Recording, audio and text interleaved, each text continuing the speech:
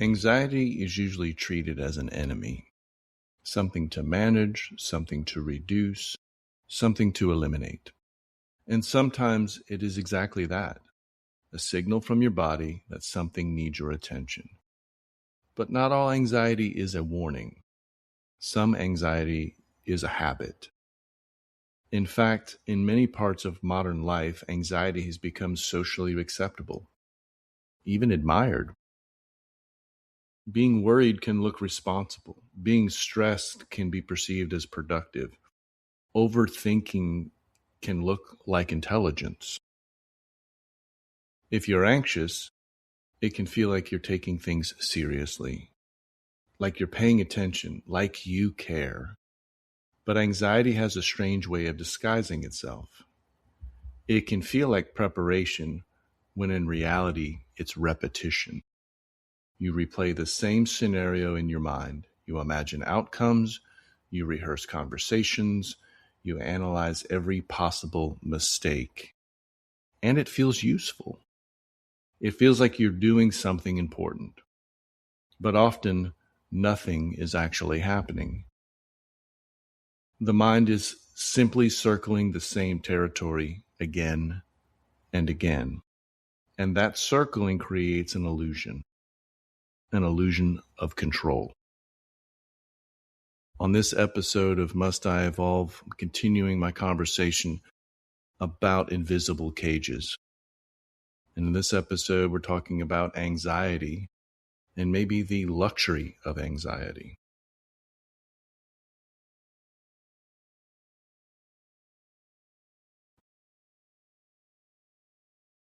Welcome to Must I Evolve, a micro-learning experience where ancient wisdom meets the modern soul. I'm Andrew H. Housley, author, spiritual provocateur, and bodhisattva, doing my best to walk the middle path. This space, it's for the seeker, the skeptics, and those who feel the quiet pull for something deeper. Each episode is an opportunity, short, potent, and quietly disruptive. We explore Zen thought, spiritual lessons, personal transformation, and the subtle truths that shape us. Sometimes they appear as a question, sometimes a gentle nudge. Let's begin.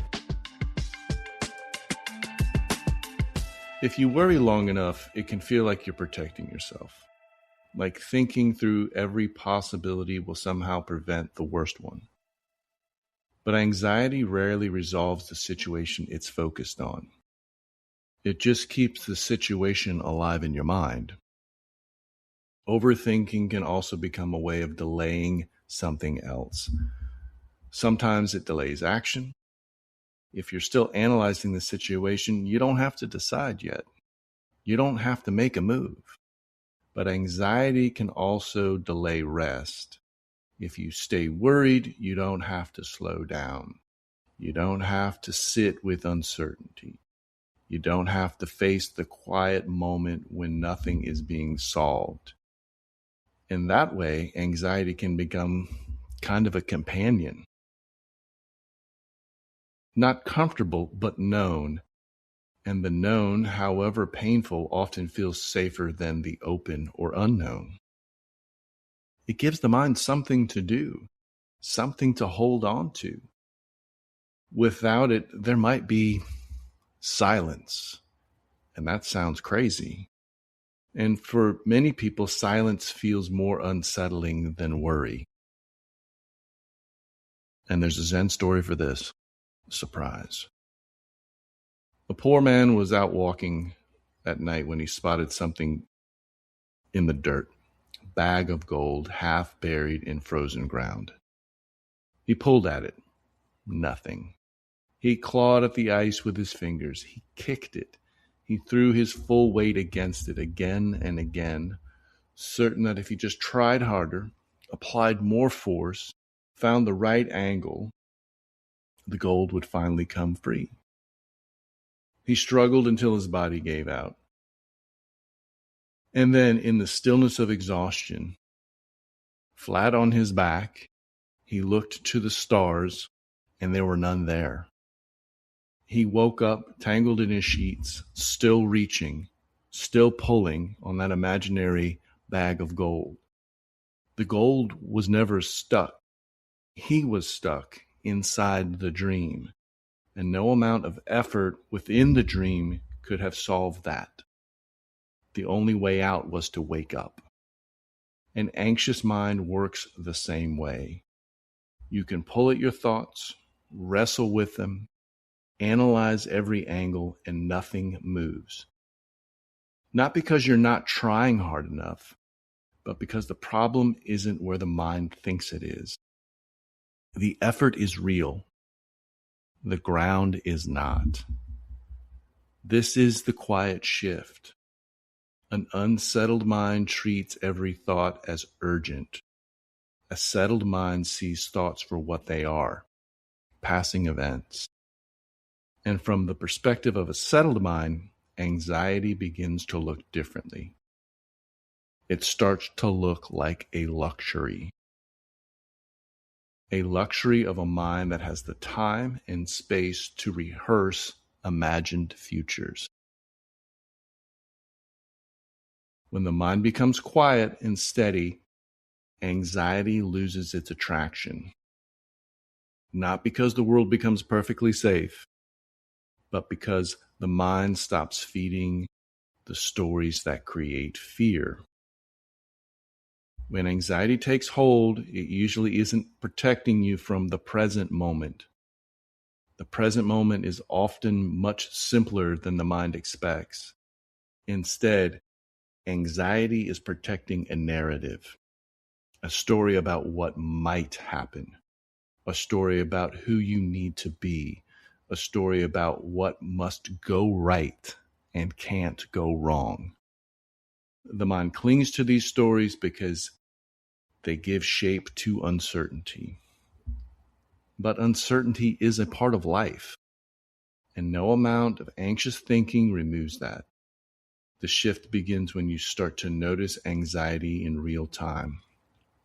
Not when it becomes overwhelming, but when the first loop begins. When the same thought repeats, the mind begins rehearsing again. In that moment, something important can be seen. You're not actually solving the problem. You're maintaining the story.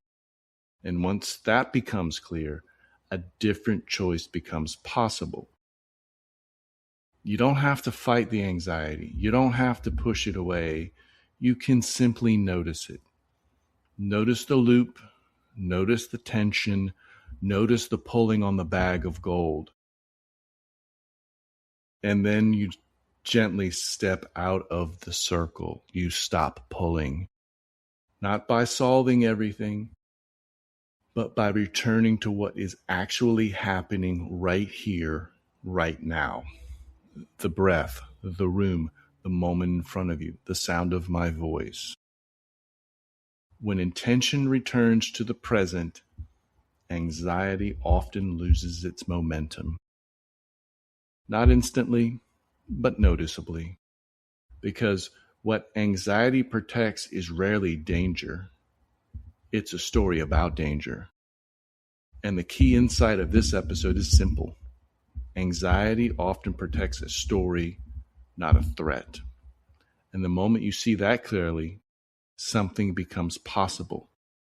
Not perfect certainty, not control, but something quieter and far more useful.